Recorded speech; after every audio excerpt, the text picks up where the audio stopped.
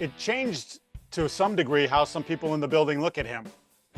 And now I think it's only heightened sort of the pressure on him, the eyeballs on him to like this, you got to get it right and you got to get it right fast. You got to show us that that was just a one-time thing, that you looked at the film going into that game and thought to yourself, there's no way in hell we're going to be able to block these guys. And I know my guys aren't going to get open. And then you started to press and it went sideways. And every once in a while it happens for a quarterback, although generally not in year 3. But okay, get over it and play a clean, smart, safe-ish football game. Pat's Interference is brought to you by FanDuel, the exclusive wagering partner of the CLNS Media Network. So if Ebenezer Scrooge covered an NFL team and you heard from him year-round, he would be with us right now on the Pat's Interference podcast. Mike Giardi of the Boston Sports Journal. Fair. Good friend. I tell him every time I appreciate his time. He's one of the fan favorites when he's not blowing up the Patriots wide receiver core. We've moved on from that. He might be right, but we're not here for any of that. Here in the latest episode of Pat's Interference, brought to you by FanDuel, the exclusive wagering partner of the CLNS Media Network. What are we here for, Mike? We're here for a test about your program right now, Andrew. I think for years and years and years, everybody believed in the program and the results were there. But since Tom Brady left, and you have to connect the two, they are a middling franchise, sub 500. We're going on 4 years now. And you're sort of at a crossroads. I think this is one of those games that you better win, because if you don't, Foxboro is going to be burning on Monday morning. Woo! So that is a great TV tease, and it's a great TV tease because you nailed the dismount. Okay, Foxboro's burning. That's the clip. You put it in 30 seconds because, you know, we always start with spit it out. 30 seconds. What is this game about? We're going to get on to the week that was when the Patriots have the ball, when the Saints have the ball, 3-2-1 breakdown, and get out of here with a game pick. But I'm with you, and I am surprised that I'm here about this as a must-win game, because I am, I don't know if you're old school or a traditionalist, but must-win game to me means you have 0.0% chance to make the playoffs at the end. And we're in week 5, and this seems preposterous. And yet, as I check in with some people within the building, I get a lot of, we just need to win. We just need to win. Need being the operative word. And so I've come around, maybe just sinking into all of the despair of this week, which I think really includes Matt Judon and Christian Gonzalez basically being out for the year, to say this is a must-win game. And here are the numbers, because this is the best case of all of it. 2.9% of teams in NFL history that have started 1-4 have made the playoffs.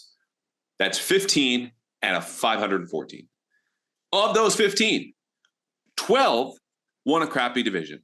So like snuck in at 7-9, flexed at 8-8. We're in the playoffs. Look at us. That's not going to happen here in the AFC East. And I get there's an extra wild card spot, double the odds, triple the odds, 6%, just shy of 10% is not good enough. And so I'm with you. This is a must-win game for the Patriots. Yeah, I keep coming back to it too. It's like the line from Miracle. You don't have enough talent to win on talent alone. There's so many different things that have to go right for this football team to find success. And, you know, the first 2 games were, they were close. They had the ball late in the game. Yeah, but when you start to look at it, you're like, it wasn't that close. And I know what it looked like at the end, but talk to me about the first 3 quarters or how this game played out. So I just, it's very difficult right now, and you're seeing that. And I fully expect it to be pretty difficult on Sunday as well.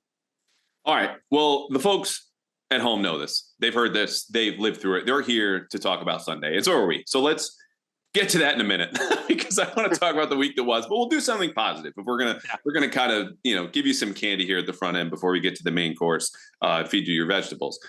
JC Jackson, welcome back. JC, This has been one of the shortest 18, 19 months I think I can remember, because this is a guy I remember talking to all the time, including when he blew up new teammate Juju Smith-Schuster ahead of the 2019 season opener. And we're like, oh, what's it? I think you were part of this. Yes, I was. How does it feel like to be going against one of the best receivers in the NFL? And he goes, you really think that?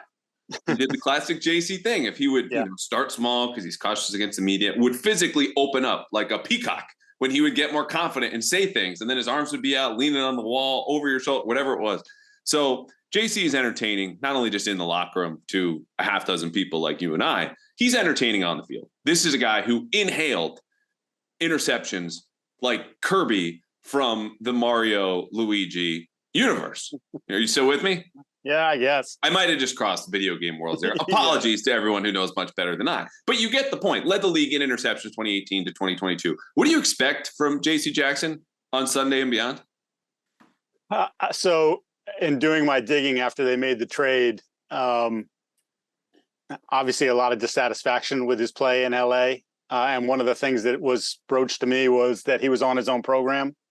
And while they were psyched that he was able to come back from the injury as fast as he did, I don't think they expect him to be ready for training camp. And he was. That he did not take the coaching too well. And he was a difficult personality to handle in the locker room. He says, as he was a healthy scratch for week 3, and then was back in the lineup for week 4, but didn't play any snaps, that he's not totally healthy. And that would actually track, right? Just based on what we know about the patella injury, like it's a little while. But for this team, where they are right now, after Gonzalez goes down and you're rolling out Sean Wade and Miles Bryant as your outside corners, they need him to play. And again, whether he's 100% or not, he's probably still an upgrade over what you had on the outside with what you're rolling out in the second half against the Cowboys. So I expect him to be in the lineup. I don't think I don't think the learning curve to go play that position is all that difficult. I think he'll be in there. I like it. I would like to see this. I'm also someone who said this week, I don't expect him to be 100%, not only just because he said it himself, and maybe that was excuse making. I don't know. Like JC could be a guy that looks around and goes, I'm still this corner. Why isn't the case? Well, it's my body's fault. Like I haven't able to do it. That's why I haven't done it, not because of a lack of work, or as you said, not taking the coaching, or just flatly not performing. It's my knee's fault. I then heard Lawrence Guy say he was looking forward to having J.C. Jackson before practice. Then after practice, we hear from Jabril Peppers, who wasn't a teammate with him in New England, but said he didn't miss a beat. So I don't know what to make of J.C. Jackson on Sunday, but I'm with you. And the case for J.C. Jackson getting back to being the player that we last saw is actually an easy one. Like, forget how bad the contract was. Forget that the Chargers paid $9 million on his way out the door for him just to keep walking all the way to New England. It's that he's only played 7 games out there. And so we go to the small sample part, throw in the injury, the new system, yada, yada. Like, that's enough to dismiss in the face of 4 years where he played more man coverage here. He largely had his head on straight, took the coaching, and was one of the best corners in the league. Is that too optimistic? I mean, again, if he's really not fully healthy, doesn't matter. You're not going to get that same level of play. But yeah, I think all the other parts sort of jibe. And look, this is now they love this, right? I think a lot of NFL franchises love this. He has no guaranteed money after this year. So the Chargers told you what they think of you by giving you away and paying all your money. And now, the Patriots are only on the hook for $1.5 million. It's like there's another contract to be earned because I'd say he's easily cuttable at the end of the season. So go play, go show out for somebody. There is more pressure on him to do that. And I think, look, we saw it the last time around. He performed pretty well when he was chasing the dollars, and he's back to chasing the dollars again. You use the phrase giving away, and probably it's because I have a wedding this Sunday, the next weekend, and the weekend after that. But I just imagine if we pictured every NFL transaction of one head coach or GM passing off a player, walking down the aisle to his next team. Is Brandon Staley running? Is he dragging him there? Because he's certainly dropping JC off the altar with Bill and hightailing it back, not looking back, obviously dropping what would be a dowry, like a big bag of cash at the altar, and then leaving. Yep. Yeah, I mean, look, he's a player they needed, and it made all the sense in the world to target him. And then when they got him in the building, they were like, what did we sign up for? And I'll say this too, in sort of can you get him back to where he was? Why you should feel, because the Patriots coach defense better than Brandon Staley and the Chargers do. Staley's a defensive coach who can't fix his defense. The Patriots, for all their issues and look against good quarterbacks, we know that the numbers haven't been great the last year and a half, but generally they do a pretty good job coaching defense, and JC should be able to at least replicate something close to what he did. Or at least, heck with that, just be competent, right? Like he clearly, they felt like he was incompetent in LA. I think he can be competent here. Or be better than Sean Wade and Miles Bryant. Like that's your competition right now. Yeah. And I have said many times. By the way, I hate banging on Miles Bryant. I know he's a favorite target of people. I mean, he's not an outside corner. He's not an outside corner that should be locked up man to man on CD Lamb. Like that right there, bad coaching. Yeah. Well, I didn't have to say it. You did for me. So thank you. Because I'm also in the Miles Bryant, not as bad as you think camp. I'm not, having any meetings this week to gather with those people when he gives up 5 catches on 5 targets. Right. And the number that also why JC Jackson is here is 142, which is Dak Prescott's passer rating last weekend when he targeted Miles Bryant and Sean Wade. But the good news is, in addition to JC Jackson being here, it sounds like Jonathan Jones will be back, according to Mass Live. Saw Mark Daniels get to speak with Jonathan. I would assume that he'll be okay, which is great. Snap into NFL action this season with America's #1 sportsbook. Right now, new customers get $200. That's 200 in bonus bets guaranteed when you place a $5 bet. That's $200 in bonus bets, win or lose. So if you've been thinking about joining FanDuel, you hear me make these ad reads, and hopefully don't fast forward. Get your money and get into the action right now. The app is easy to use. There's a wide range of betting options, including spreads, player props, over-unders, and lots more. Visit FanDuel.com/Boston and kick off the NFL season. FanDuel, an official partner of the NFL. $200 in bonus bets with just your first $5 bet.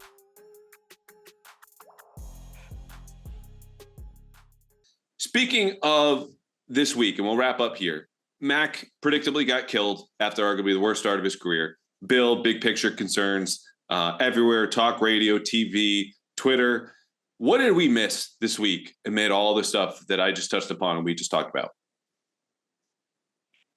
I actually think the wide receivers are still getting off the hook. Like everybody focuses on that, and you watch the tape, and I sat there and poured over the 22s, and I showed 3 or 4 examples on Boston Sports Journal of no one being open in important plays, and I could have easily taken that and times it by 4 or 5. Like it was that when the game was still in balance. It's stark how many times he drops back and literally no one's open. Are you going to say it again? I'm not going to say it again. They look, no one has said anything to me for a month now about that because. What is that? That thing, the 3 words that I threw out, but no one said anything. You know why no one said anything? Because they're coming to the reality. It's in front of their eyes that it's not good, that they are a bottom third, perhaps lower than that. As I said, even before I made that statement that drove everybody crazy. Just remind us one more time. That's what they are. And that's what the league thinks of you. And if you want to go back, you want disrespect. People get mad at me for what I said. Disrespect is the way the Cowboys played your wide receivers. The Cowboys said, we know you like to throw up top. We know that's part of your game. We're not afraid of it. We're going to squat on all the outside routes, and we're going to challenge you to throw it up top. You can't. And they couldn't. And they didn't. And when they did throw to the sideline, bad things happened. So, they told you all you needed to know. I don't have to say it. They told you. Well, you can't say I didn't try. And you can't say my opening description of Scrooge was not perfect. And look, here's the thing. I agree with you. People can sound upset and have a right to be, because this is what the football team has done, specific to the receivers. It's very simple. Get better against man coverage. I think Mac Jones's completion percentage this year against man coverage is below 50%. And I know for a fact that receivers not named Mario Douglas only had 3 catches against man-to-man versus Dallas. Well, here's the thing. The New Orleans Saints at 2-2 are going to play a lot of man coverage because they've got a very good secondary. And let's get into them. The Saints, 2-2.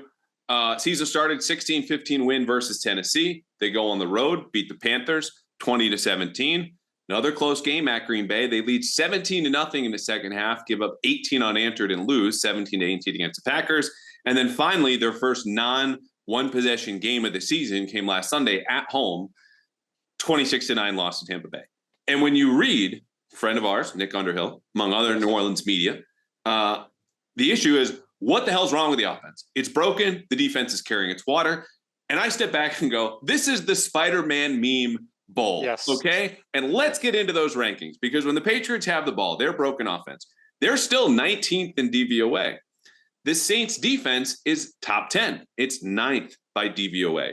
And let's just flip this around, jumping ahead. We're not going to talk about the Saints offense. Saints offense is 22nd by DVOA, and the Patriots are 8th. The difference, because the Saints are actually ahead of them in the total team rankings, only by 2 spots, 18th down to 20th, is the Patriots have the league's worst special teams, according to DVOA, because of all the missed field goals that they've had and some issues covering kicks.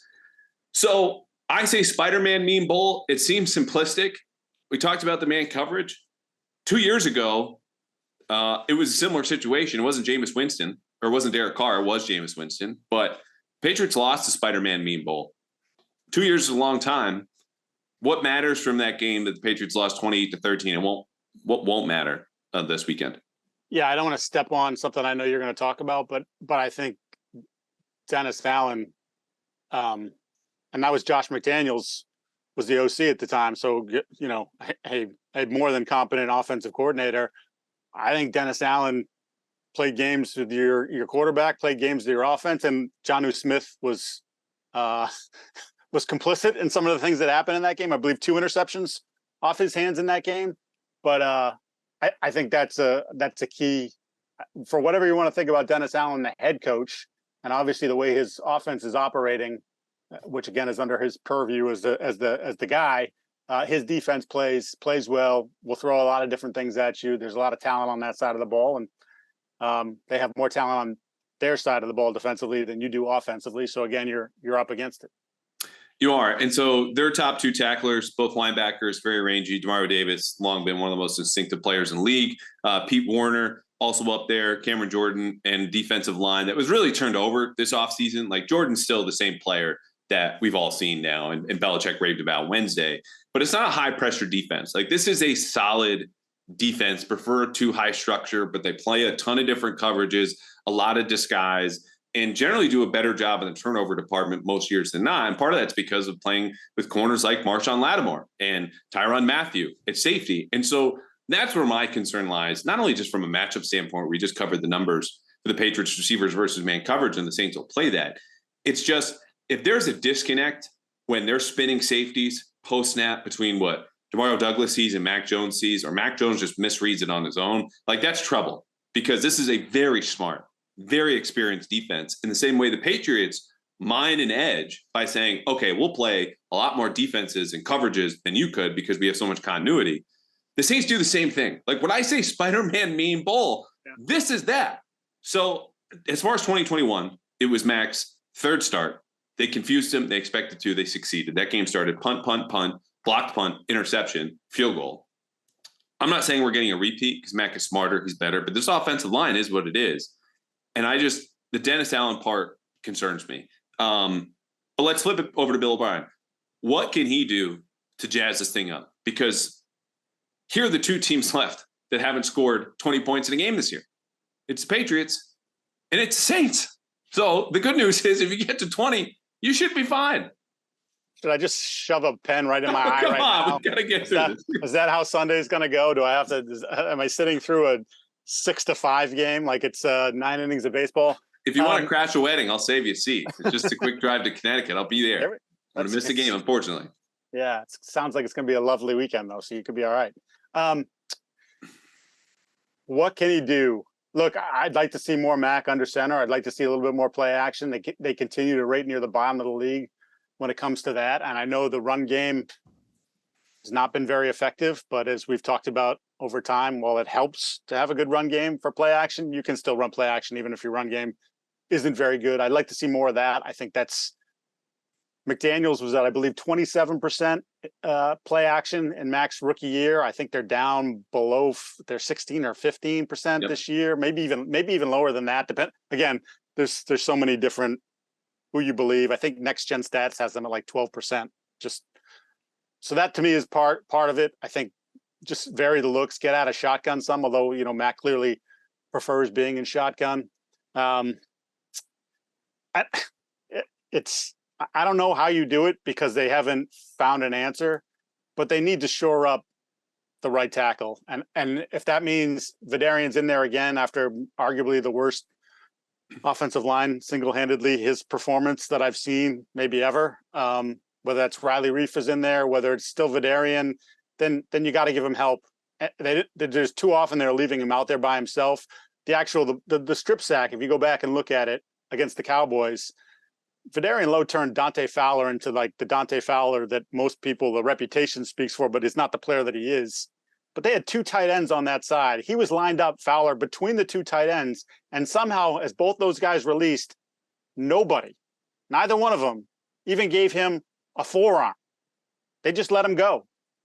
Guess what? You can't let anybody go when Vidarian Lowe's on the other side. So Bill's got to be more cognizant of that. And, look, if that means one less guy in the pattern or you're slower to get a guy out, I think you have to do it to protect your quarterback.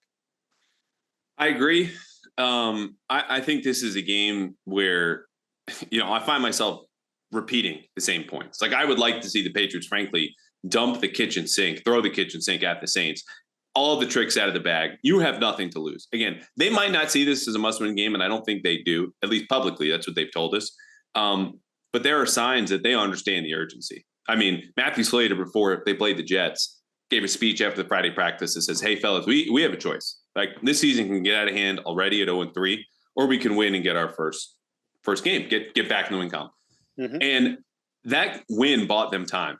And now that time is up because it's the same level of urgency. So why not give us a flea flicker? Why not have a double pass? Why not a double reverse? Like you need to shake up this defense and show them something new.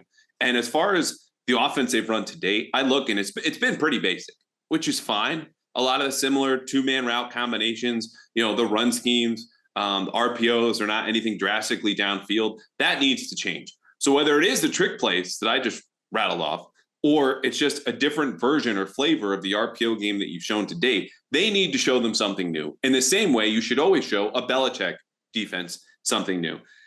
The other part about this is I'm with you with the play action. Like I would lean into a much higher pass rate at the expense of Ramondre Stevenson and Ezekiel Elliott because those guys are just not creating yards. And I asked around about this week, and there are guys very close to that offense that go, I don't know what's up with him, but he's not the same guy.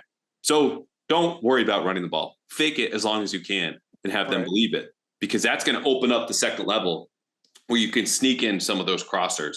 And the last thing I'll say is, again, repeating myself, Pop Douglas needs to play more than 18 snaps. Okay. Can we talk about Pop Douglas real quick though? Yes, please. I think the reluctance has been that he doesn't always know where he's supposed to go.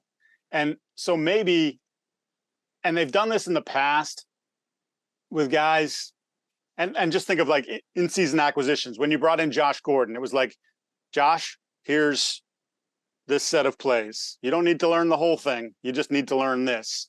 And I just wonder if they might be better off, even though Pop's been here since April, right? Better off just slimming it down for him, giving him a few less options, and just saying, these are your plays. Learn them, live them, love them. And, maybe as the season goes on, we can expand. I feel as though there have been times where I'm watching as the things develop and I'm going, I don't think that's what he's supposed to be doing, or I don't think he's exactly where he needs to be. And when your offense is scuffling and you're trying to create things, sometimes that precision matters, maybe even more than normal, because again, you're scuffling. Right. I asked him too about the 42-yard catch he had against Dallas, which began with him running into Devontae Parker. And he was like, he just kind of shoved me. He was like, I was trying to go under. I was like, was that something that was different? And he just repeated, no, Parker DP just like got me. I was like, okay. But I'm on the record. I'm on the record saying you just have to live with the growing pains. Like this is where Bill building the roster in this way just says you need him because he's your most explosive player. And I won't go any further there. I do want to end on two things. One of which really quickly, you mentioned Riley Reif. He might be back. He was back in practice this week, as was Cody Davis, Trey Flowers. I'm sorry, I just don't expect Cody Davis or Trey Flowers to have any material impact on this game, as much as I would love to see Trey Flowers, younger than Matthew Judon, lest you forget, come and help replace Matthew Judon. We'll get to the defense in a second. Reef has been playing a lot of guard. Again, it's just hard to expect any appreciable improvement because Riley Reef, a guy who is signed to be your starting right tackle, according to the Athletics' Jeff Howe, and then 3 practices into camp is at left tackle, and then comes back and is playing right guard in your last preseason game, can move out there. So let's end on Mac. Say what you will about Dallas. It's behind us. It was disastrous. He melted under pressure. He didn't have receivers open. The offensive line was garbage. How does he respond, let's say in the second quarter, when things start to inevitably go wrong, whether it's just a missed protection or the wrong route, because these are things that happen every game. But what we saw against Dallas was not a reaction we had seen from him yet. Does he repeat that, or does he keep us cool in a way that we saw most of the first 3 weeks? Well, I would say if he does repeat it, then the hook needs to happen, and needs to happen quickly. And I'm not someone I'm not someone who believes that Bailey Zappi is better than. I don't believe that, but what we saw against the Cowboys was unlike anything we've seen from him on a football field in his 35, 36 starts that he's made here. And I think we can say all we want about it. I think internally, that surprised some people how quickly it turned and how bad it went. And I think now I'm trying to choose my words carefully. I think it changed to some degree how some people in the building look at him. And now I think it's only heightened sort of the pressure on him, the eyeballs on him to like this, you got to get it right, and you got to get it right fast. You got to show us that was just a one-time thing, that you looked at the film going into that game and thought to yourself, there's no way in hell we're going to be able to block these guys. And I know my guys aren't going to get open. And then you started to press and it went sideways. And it every once in a while it happens for a quarterback, although generally not in year 3. But okay, get over it and play a clean, smart, safe-ish football game. But so that's kind of where I look at it. Like, I think he lost some trust, and it's not all the off-field stuff that we talked about last year with the coaching staff and calling Saban or whoever else he talked to, and clearly being unhappy with the 2 guys that were in charge of him last year. Like, this is a little different, and he's got to respond. He just absolutely. I think it's, spoiler alert, I think you and I were talking about this. I think it's the biggest game of his career. And again, as we talk about a must win, and that's crazy to talk about this early in the season, I think it's the biggest game of his career because I think he plays poorly. And they lose. Then again, back to the Foxboro is burning thing. I think he's already lost or has people teetering in the building. And then we know how the fan base is very fickle and how they supported Zappi last year. And now you're already starting to get that bubbling up. And it's now nationally, people are looking at him going, he's not the guy. Like there's a lot on him right now. Whew. I feel like there's a lot on me. There's so much to unpack there. And thank you for sharing that. Here's where I want to start. Yeah. Mac in training camp said trust was the operative word, the theme of training camp. And trust was something that broke down. I remember writing in November going, here's the one problem after they beat the Colts and absolutely stunk it up. And I said, there's no trust. Play calling to quarterback to offensive line, receivers within the system. It was all there. It's not sexy, but that's what it was. And they seemed to rebuild that in a way. And I thought the material consequence or byproduct of that, where you could see this is the trust. It's not listening in press conferences. It's not, asking a question and Max saying yes. It's the way he stood up under pressure, which year to year, people in analytics will tell you it's not a sticky number. But I said, this is meaningful because of how bad he was last year. And he's been really good for 3 weeks. Obviously wasn't in the fourth.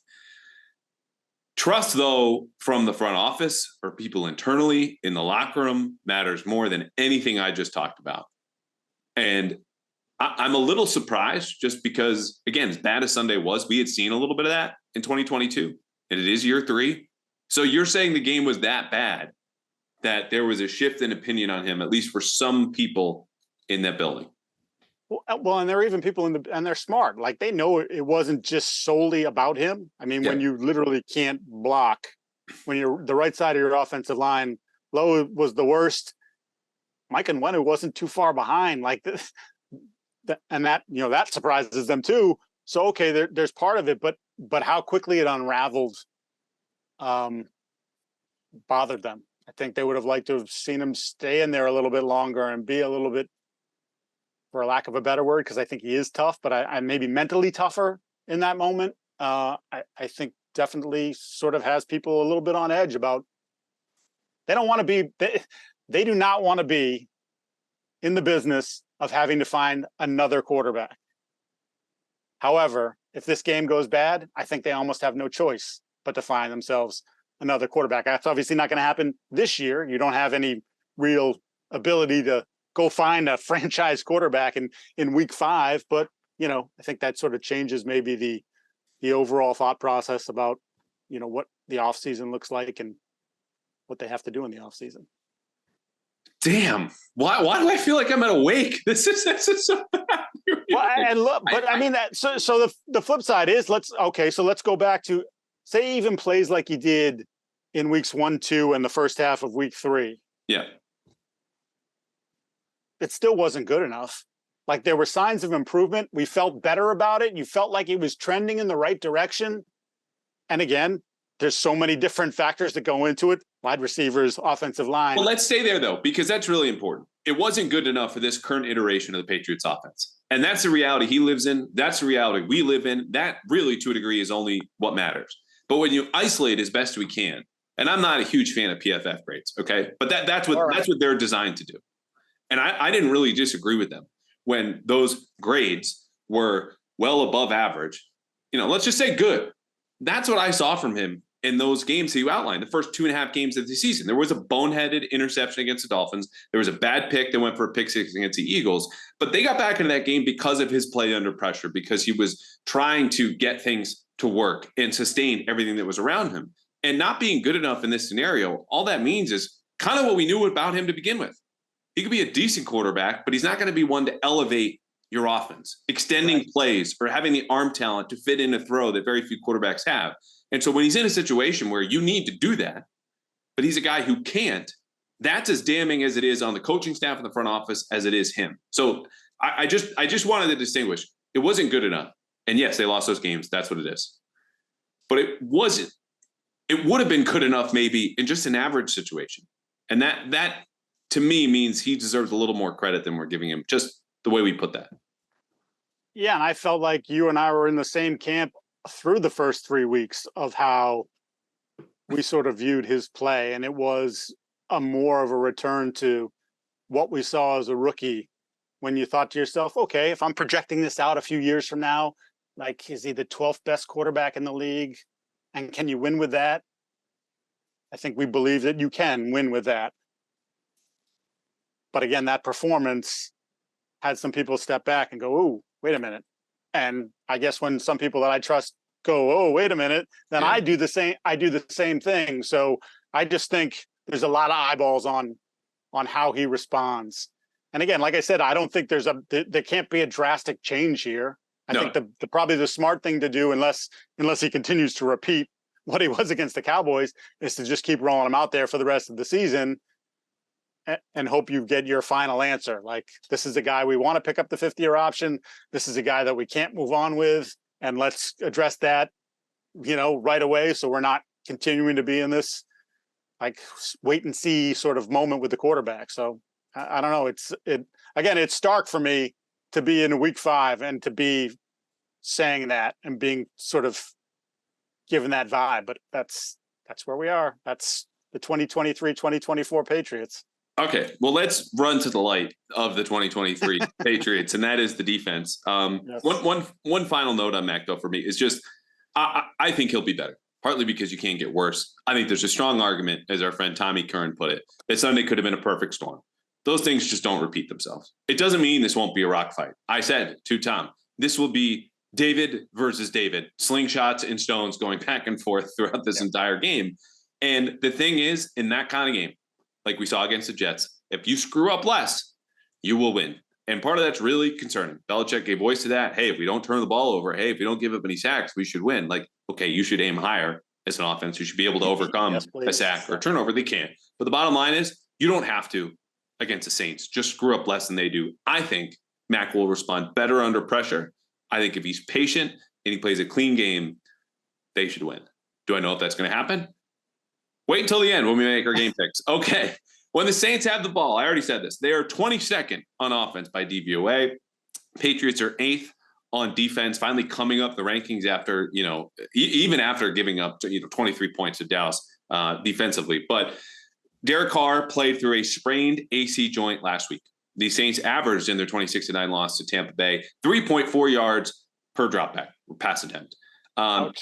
Yeah, not great. So if you feel bad about Mac Jones, if you feel like you were just standing there with us at Awake, looking at the open casket of the Patriots quarterback play, next door is Derek Carr, still moving a little bit. The old Monty Python, I'm not dead yet, at least for the next few weeks, because it was bad. And you give a lot of credit to a guy playing through that pain and willing to do that. And he's a tough guy. He's a good guy, but wasn't a good quarterback against the Buccaneers, hence the 9 points. Okay, Alvin Kamara came back, 3-game suspension to start the season. The Saints did not ease him back in. He played over 70% of the snaps, 24 touches, 84 yards, 13 targets. I think he finished. Chris Olave at receivers, their leading receivers you would expect for a high first-round pick. Leads, I think it's 23 catches, 306 yards. And then Michael Thomas is hanging around, and he's second in both of those categories. I think at this stage of his career, more of a possession guy, but still a threat against a smaller Patriots cornerback group. So I ask you this, all of those numbers, those players sound great, but when the guy pulling the trigger, is at a gunpowder or a tiny bit, or it's a water gun, do you even have to back up that far to defend against Chris Olave in a deep shot? Or can you play downhill in a way that we've seen teams defend the Patriots? So I think you play that way. I think you attack. I think you don't worry about it. That said, Olave did get behind the Bucs defense. Carr actually did uncork a pretty good throw, and I think it was Winfield might have at the last minute, ball hung up just a little bit, but I mean, we're talking 55 yards down the field. Managed to get his hand in there. So they'll still do it, just probably not as much as they would have prior to the shoulder injury, depending on how, of course, he feels going into Sunday. But I would dare him. I would dare him to do it and feel pretty good about your chances that he's not going to be able to beat you that way over and over again. So that's certainly, I think, a smart approach. And look, I give them credit. The last 2 weeks, I think they've let the dogs loose a little bit more. I think they're playing a little bit with a little bit more aggressiveness, and wasn't obviously not perfect. They couldn't really get to Prescott with it, but they tried. And I think they could do a similar thing against Carr. And I think we've seen Carr melt against, too much heat as well. So yeah, that's something I'd be looking to do. So I watched some Derek Carr tape against the Patriots the last couple of years, and they had a game in 2020 here, checked on Charlie Ack with John Gruden as his head coach. A little different with Josh McDaniels, but the Patriots knew how they could affect him and did. And you mentioned the blitz rate against Dallas. I think it finished around 38%, just didn't get home enough. And I think that might be, I don't want to say a bellwether, but a battleground where the Patriots need to win. Because, I mean, generally when you blitz, you need to get home. Otherwise, you're in trouble. But if they're blitzing, that to me tells me they don't feel great about their standard 4-man rush without Matthew Judon. And obviously you're worse without Matthew Judon, but that 4-man rush could still consist of Christian Barmore and Josh Uche and Dietrich Wise, and throw in Keon White, or, pick your blitzing Jawan Bentley or Jelani Tavai, at least in kind of a simulated pressure. And I think they're going to need to find out early how well that 4-man rush can hold up against the Saints offensive line that is a little banged up and hasn't played to its, standard, because this is a solid offense. Like, again, it's fine. Mm-hmm. And the weapons that you need to affect, I think you best defend them by just getting to Carr quickly because of his history against pressure and the way he really plays against the Patriots, which is just to take the safe check down. And that's not sustainable for them, unless, of course, it gets to Alvin Kamara. From what you saw of Kamara last weekend, how worried are you about the Patriots as far as how they can defend him? I thought he moved pretty well. Now, the numbers, 13 catches, 33 yards. They were throwing it sideways and they were on it quickly. So, there are a lot of times where he wasn't even allowed to do anything. But I did think he held up well. I thought he moved pretty well. And I think that's a concern. Get him in space. Your tackling, especially early against Dallas, was bad and led to points. So, don't do the same thing. Wrap up or at least hang on and let the cavalry get there. They didn't do a good job of that, and it led to some big plays for the Cowboys. They can't, they certainly, to me, there's almost nothing worse than throwing the ball sideways and somebody missing a tackle, and what should be a 3 to 5 yard gain at best ends up as a 25-yard gain, a 20-yard gain. Like, that's really, like, they threw it sideways. That's not how it's supposed to go, but that's what we're allowing. So don't. Yeah. Kamara is interesting too, because again, he like Carr is going to be highly dependent on the offensive line, and the Patriots win up front. I think the rest of it just falls down. Like, we have a domino effect with the Saints offense. Hasn't scored more than 20 points this season. That's just how it goes. And the Saints, the way they ran him last week was a lot of zone runs, which the Patriots have defended pretty well, even going back to the Miami game with 1 or 2 exceptions. And I think schematically, like, they're very comfortable defending that outside zone scheme. The issue will be, and you hit on it, is tackling. They missed 12 tackles against Dallas, and that's something you can't do against Kamara, Olave, and even Michael Thomas to a degree, even though he's not the run after catch threat that he was. So I think really if you keep them in front, like, I don't know, I have a cycle of cliches going through my head and they all suck because that's what cliches do. They suck, but it's true. You keep them in front, you make them earn these yards in a way that Derek Carr, someone's going to break down. You should win. If you tackle well, if you tighten up your tackling, there's not enough here to overwhelm you as a defense, provided JC Jackson isn't just the absolute worst version of the worst version we saw in Los Angeles. Is that too simplistic? No, I don't think it is. Because there's, again, if Carr is still impacted by the shoulder, and I would expect that he is still impacted by the shoulder, you're going to see, he'll take a shot or two, but you're going to see mostly the ball thrown quick, short, and sideways. So rally to the ball, make those tackles. There's going to be some one-on-one instances where, it's Miles Bryant trying to tackle, or Mapu is trying to tackle Kamara. Well, you got to get him to the ground. Get him to the ground early. Don't allow them the yards after catch. And I think you end up in a, what could be a punt fest, but that's what you're looking to do. One player we did talk about is Taysom Hill. I'm not pouring over Taysom Hill tape, find out how they're using him, what he's done. I think he's incredibly overrated. It's a fun gadget player, but peak better in theory than he is in practice. The numbers for him, 20 carries, 101 yards, good for over 5 yards a carry. And he's caught 0 passes. He's caught 3 passes for 15 yards. And those are like second running back kind of numbers. And they have a good second running back in Jamal Williams, and Tony Jones has been in there. We're not missing anything when we kind of gloss over those guys.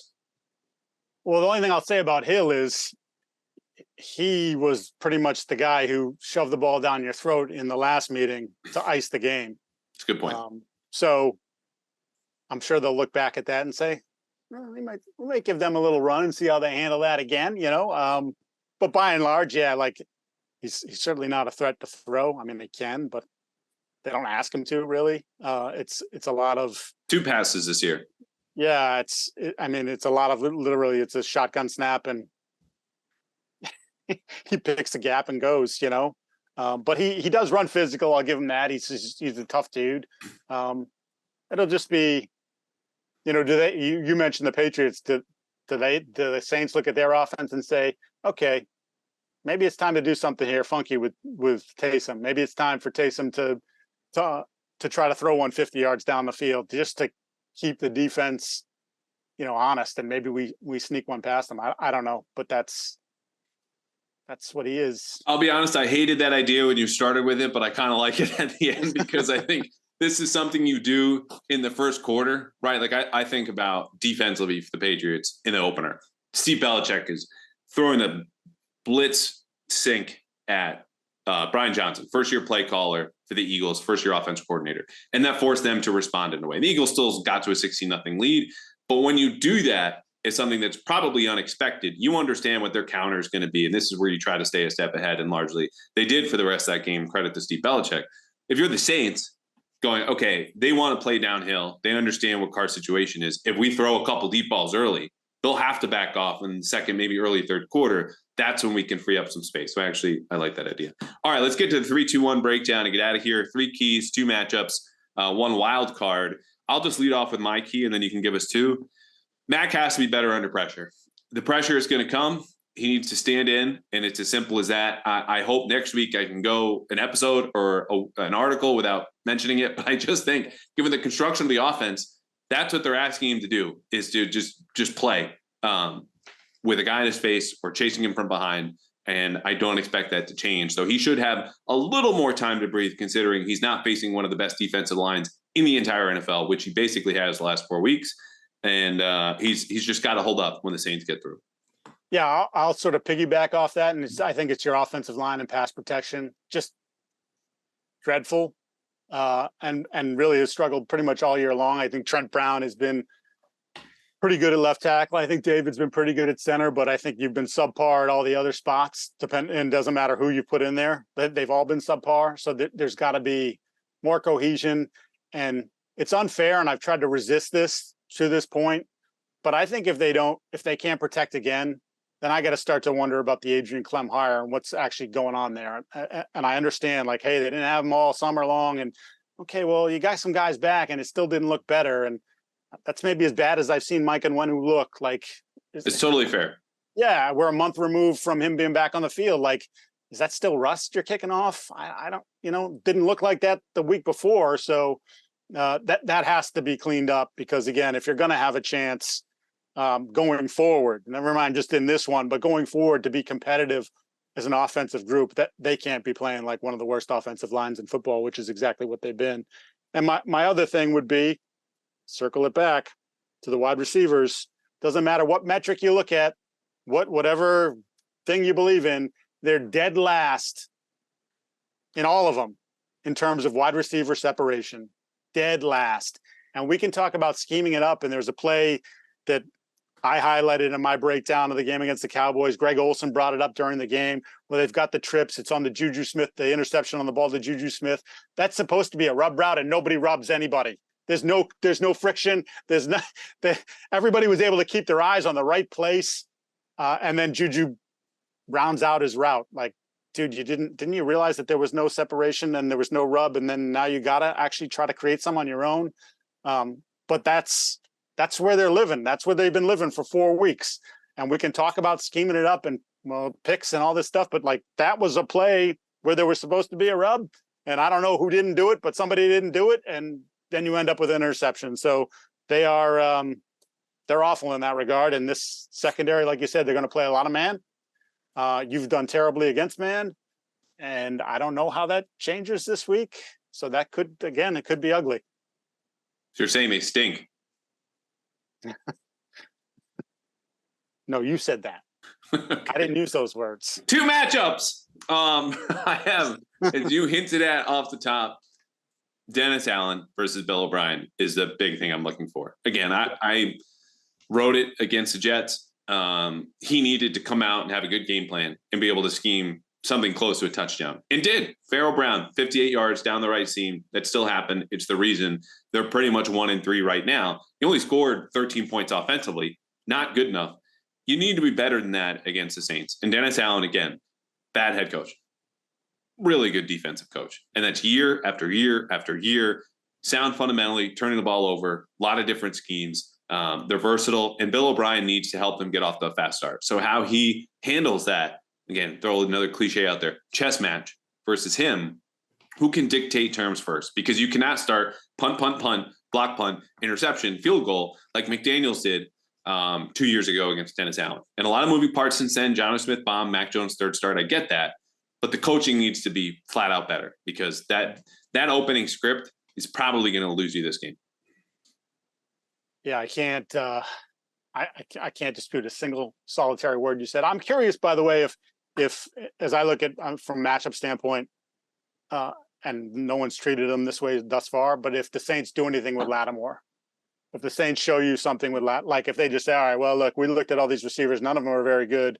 However, in this situation, we need to move Lattimore here. This is something we're going to do. I kind of every week I continue to look for these things just to see how other teams are treating you, or is he just going to play sides and say we're not worried about anything you're going to throw at us from an offensive standpoint with those guys on the outside. We have breaking news. I don't know if you've seen this and just kept quiet because you're a pros pro. Are you doing phone down? No, phone is up, but I didn't see anything. What do you got? The Bears have traded Chase Claypool to the Miami Dolphins. And if Chase Claypool wasn't so obviously loafing through every single freaking game of the season, where the 0-4 Bears just said, hey, Chase, stay home, stick this one out, stick the next one out, and don't come to Thursday night when they partied against the Commanders, credit to them. I wouldn't care that much. I would care. I don't. Because Tyreek Hill and Jalen Waddle are still obviously your top priorities for the Patriots. But the Patriots see Miami here coming up in a couple of weeks. The one thing that I think about now, and I don't know what his health is, so maybe I'll look this up once you respond, is Cedric Wilson Jr., big slot guy, started in Dallas. They signed, has disappointed since, might even been a healthy scratch. Is this like Devontae Parker 2.0 for the Patriots? They go, hey, we could use a receiver. We'll take Miami's leftovers, and it'll be pretty cheap because most of his guarantees are gone. Am I overthinking that? Does this matter? I don't think I think when it comes to that, I don't think we're overthinking anything. Now, they've had some injuries, right? So not that River Craycraft is anybody's version of but he's hurt. He's on IR. It's an interesting chess piece, if you will, for them, if they can get his head in the game, because he is a bigger physical type, which they don't really have on that roster. Well, they have Juju. Oh, you're talking about Miami? I'm talking about Miami. Okay. All right, because Wilson's a big dude. He has his first catch of the season when they lost to Buffalo. It was for 16 yards. They paid him good money too, and they reworked his contract so he could quote stay, which sounds like he took a pay cut.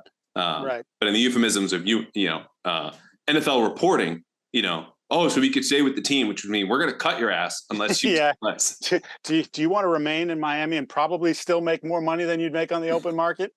Then take this reworking. Yeah, it's an interesting move for sure. Yeah. Okay. I gave my matchup. Did you give us your matchup as we go 3, 2, 1 here? I think I did. Yeah. Did I? Okay. I don't know. I don't have anything else written down. What have I done to us? Okay. We're moving on. Wild card. Something we haven't covered yet. This could be a prop bet. It could be a fun fact. It could be off the field. Whatever is on your mind. Just how much I enjoyed Jabril Peppers. I like this. Period. Like, that dude is so unique. We touched on this a couple weeks ago with him. Like, he's someone who should have played 15 years ago. Like, he would have been in that the Rodney Harrison, Polamalu, Lynch is probably a little bit before that, but like, just absolute. I watch him now and I think to myself, sometimes he has to fight all instinct just not to behead somebody. He just plays with that edge and aggression. And it's to his credit that he's been able to still play with great physicality, but not take some liberties that you're not allowed to take anymore in the league, which you were allowed to take 15 years ago. But I just find him to be, he's a pretty fun guy to listen to. I think he's got a pretty good pulse on the team. I think, Judon, before he went down, when we were talking to him, I asked him about Peppers, and he just said, like, Pep's one of those guys that will, he'll cuss at you if you're not doing it the way he wants you to do it. We're supposed to be doing it. And, when we looked at the leadership void of No McCourty, I think Peppers has done he's done a really nice job of sort of stepping in. I think he's been playing at a pretty high level. The touchdown pass to CeeDee Lamb with Miles Bryant. There was another seam route, so he didn't get over in time. So, the coverage sometimes isn't perfect, but I think he's playing at a pretty good level. And I think he's been a nice find, a nice reclamation project for them. Like, I don't think a lot of people in the league viewed him as the way the Patriots are playing him now, and he's playing pretty well. He's playing really well. I'll say this too. He's basically relegated Adrian Phillips to the bench. And that was a guy that was counted on as centerpiece of their safety rotation. To a degree, their defense, and Peppers has just made him almost obsolete because he's more athletic. But he has gotten himself under control. And that was his real talent, or his challenge, was to harness the talent that he wanted to apply at full force and not understanding, like a quarterback who rifles throws into the flat, not understanding you got to put a little touch on it. He's got more nuance to his game. And what he's also done is not only stepped up from a leadership standpoint, he's at the podium a lot, which you can say, who the F cares who talks to the media? The team puts players out there that will put out the message they want. So they trust him top down. Guys in the locker room, the coaching staff, the front office to a degree, the way they rewarded him with a 2-year contract this year. I'm really happy because he's a guy who's deserved it, came back from a lot with that ACL tear, disappointing first-round pick. The guy's first season was 0-16 in Cleveland, and he's still standing and thriving and has come a long, long way from personal growth. So I co-sign. I had a different one. It's going to be the crowd reaction. I'll just say at halftime, I'm very curious about fan reaction, but I'm more excited than I am curious and excited to see Jabril Peppers continue to play because he's been great, and I'm really glad you brought him up. Okay, game pick. What do you got? So my first inclination was 9-6. But I'm going to wish it to be a little bit more high scoring than that. So I have Patriots 19, Saints 13.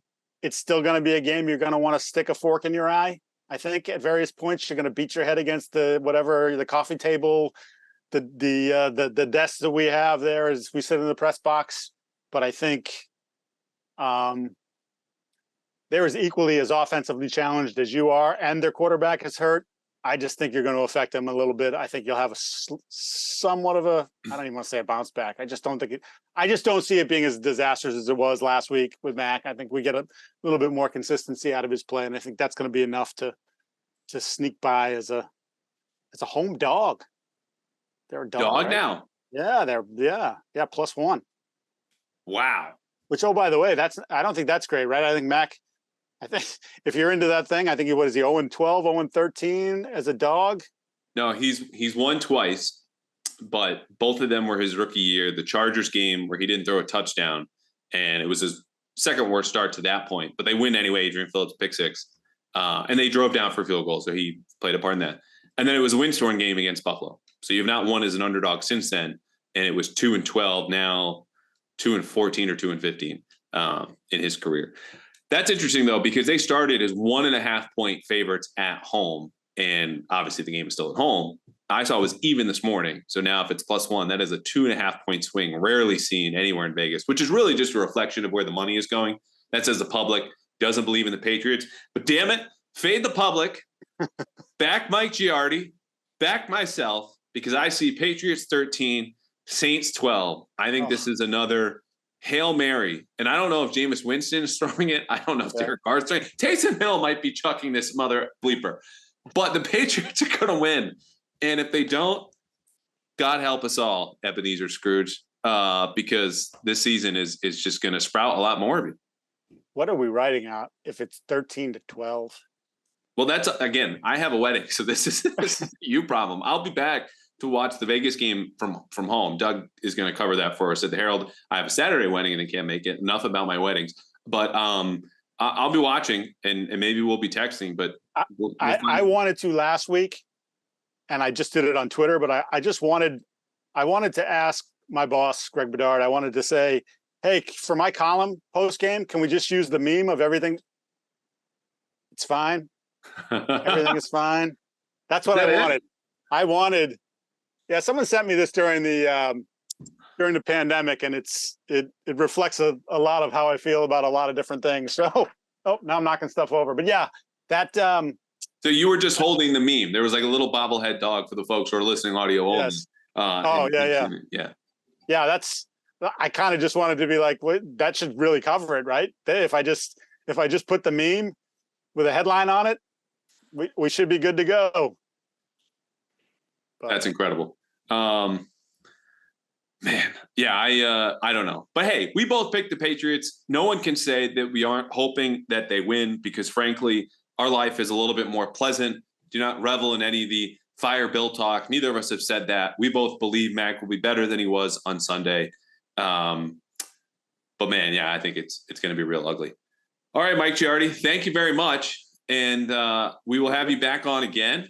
And we will have a similar breakdown, hopefully with happier results. And just props to Jabril Peppers. That was a really nice note to end. Yeah, you know what? See, people always want to say we're negative. No, what I think the good people that cover this team, we just tell you what it is. Like we're trying to tell you what it is, but sometimes we try our best, right? Yeah, We're not like, always hey, right. Look, for my film breakdown, I could have just done a million different horrible things that happened in the Cowboys game, and I did a fair amount of that. But I also highlighted Dietrich Wise because I thought his effort through 4 quarters, even in the second half when it was whatever it was, 31-3, like I thought his effort was commendable. I thought his play was really good, even though again they lost 38-3.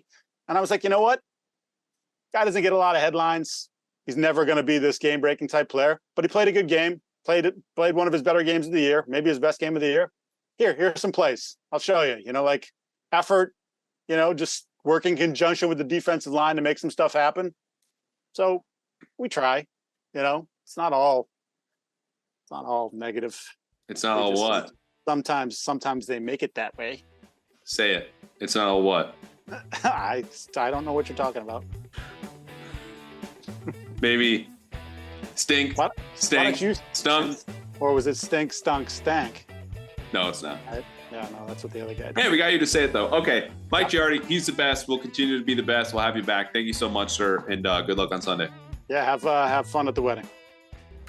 Okay, so you guys have heard me talk a fair amount about betting on this podcast, giving you some advice, told you where to make those bets. So I got a quick question for you. What if there was an app that used AI and machine learning to suggest smart sports bets? Well, good news, and you might have guessed it, there is. And that app is called Odds Are. It's the mobile app you need to know what bets of the day are the smart ones. So just download the app right now. I'm serious. And sign up for an account. And just let the latest data analysis guide you through today's point spreads, money lines, and over-unders. If you see green, that's a smart bet. If you see yellow, you're on your own. And if you see red, just don't do it. Move on to the next. Because Odds Are doesn't take your bets. It makes you better at making them. With Odds Are on your mobile phone, you're always a tap away from making a smart play every day. It's smart betting made simple. So find the Odds Are app in the App Store or on Google Play and get a 2-week free trial. It's just $10 a month after that because the casinos and sportsbooks want you to bet, but Odds Are wants you to win. Go get it. Pat's Interference listeners actually get a special deal too. You get your first 30 days of the app free, totally free. If you go to Odds Are, that's ODDS, the letter R.com/Pats to download the app. That's oddsr.com/PATS for 30 days of smarter betting. Free! I'd call that a winning bet.